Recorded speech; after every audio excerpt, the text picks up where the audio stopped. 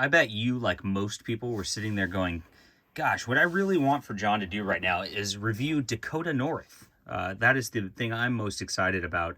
And I'm so glad Marvel published this. This is what you guys were thinking, I'm sure. All right. Hey, I'm John Delarose, and I am a comic creator and writer. So if you like my reviews and all that, please consider supporting the channel by buying my books. Those links are in the description below. I appreciate everybody who does so. Thanks a lot. All right.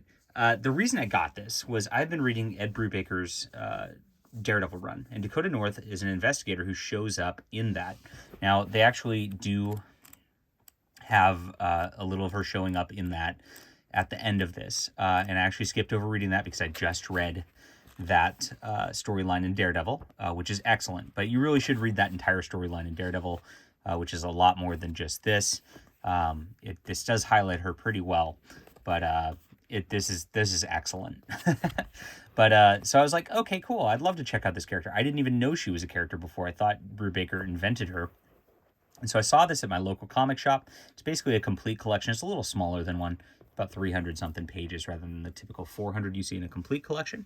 And you get Dakota North. She had her own series, 1 through 5. Web of Spider-Man 37. You get a Power Pack issue, 46.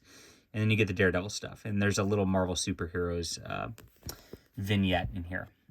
So this is all of her appearances, I guess. There's a few more that she's had. This is the gal, Martha Thomas is, I guess, who created her. And she's basically this, like, investigator, sort of like Private Eye sort of thing. This was done in the early 80s. And I heard she was a copy of Miss Tree, who was a 80s detective sort of thing going on here. As you can see, the art leaves something to be desired. It's kind of like low tier 80s Marvel art here. I don't even know what's going on with his face here. What's wrong with your face? And in the first issue, she's like hired as a like fashion bodyguard for a fashion designer or something like that. It's kind of odd. She has a cast of characters. Her dad, she's got like there's this like lady who's like her dad's rival or something like that, manipulating things. Couple fashion designers. You learn the plots of their lives, which you don't really care about over the course of this. And this fashion designer dude is getting, just harassed, and she has to kind of take care of him. Now she has a little brother who shows up to live with her, and her little brother's like a kid. Yeah, this was really hard to get through, but I read it for you. Oh my gosh. This next one, she's like at like some like gala dinner or whatever, and you get a lot of this background thing with this like lady who's like, who's into this other designer. It's very odd stuff. But that's that. And eventually, like, her brother ends up with this like pen that has like a nerve gas in it that could kill anybody, and for some reason people think that's enough to take over the world. And he ends up in Paris, and I'm going to skip over this as fast as I possibly can, because the art's bad, the storylines are very slow, you don't end up caring about the characters all that much. It's just, this is like my first comic who got hired at Marvel to do this, and it was a throwaway title to begin with.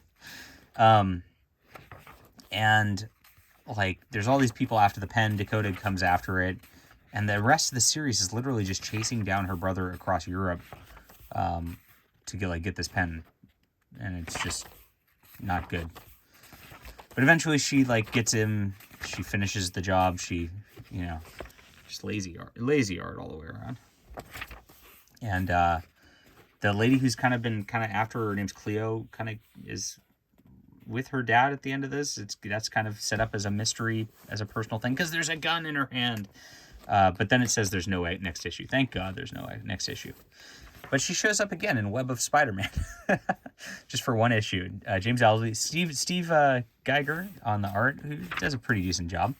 I enjoy the Spider-Man thing here. And this is after Spider-Man and MJ like kind of get together finally. Look at the cheesecake from the 80s. This is 80s cheesecake, not 90s cheesecake. There's a difference. But there's a fashion show going on, so Dakota North is looking into, like, there's a serial killer dealing with that.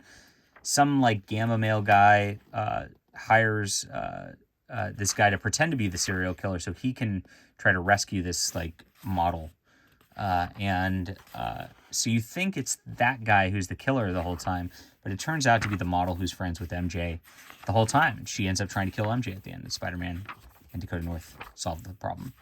Really good. I enjoyed that story a lot. That's a good one-off. And I actually enjoyed this Power Pack story quite a bit, too. You get some cheesy Power Pack art with the little kid drama and all that. And the Punisher gets involved with this, too. But they go on a mystery and solve a case together. It's very bizarre. But I had fun with this. This was just fun. The Power Pack was fun. And then finally, you get this like quick vignette from Marvel Superheroes where this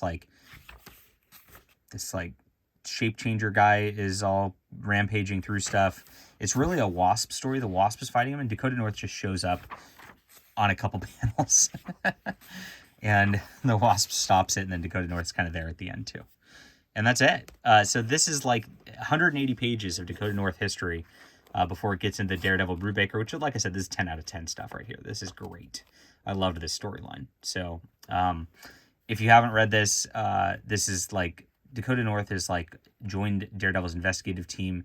Daredevil's kind of in like a rut, and she like gets him on this investigation about a guy who has confessed to a crime, and yet at the same time everybody knows he's innocent, and so Daredevil has to hunt that down. And there's this whole conspiracy involving this whole deal, and it's just beautiful. The art's fantastic, as you can see, and really made Dakota North an intriguing character.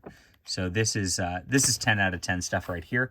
But I'm not counting this in the volume because, again, like, I'm only reading this because like I was interested from the Daredevil to begin with. I don't know anybody who would pick this up otherwise. So I'm going to count this. Her miniseries was terrible. It was almost unreadable. And then Web of Spider-Man and Power Pack and the couple vignettes there were pretty fun 80s Marvels reads. So this is a very, very mixed bag as a result. It's so inconsistent.